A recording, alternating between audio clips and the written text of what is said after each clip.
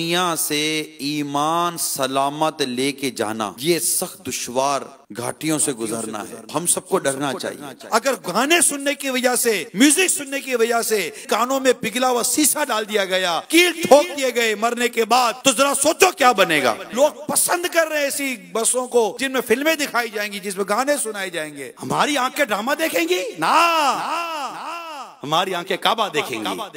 बास गाना सुनते सुनते जा रहे हैं, इनको पता नहीं चला ट्रेन आई कुचल के चली गई। अरे बसें 50-50, 100-100 पैसेंजर लेकर खाइयों में गिर रही हैं। इल्म होता नहीं है मुसलमान को, सुन रहा होता है गाने। अरे मोमिनों की रूह की गिजा मौसीकी नहीं होती, मोमिनों की रूह की गिजा तो अल्लाह का जिक्र होता है। नफ्स बुराइयों पर बुलाता है। हम किस कदर गुनाहों में पड़ गए। ए मुसलमानों, तुम तो अल्लाह तबारक व तआला के दीन की सरबुलंदी के लिए दुनिया में आए हो। छोड़ो वो काम जो तुम्हें रब की नाराजगी की तरफ लेके जाते हैं।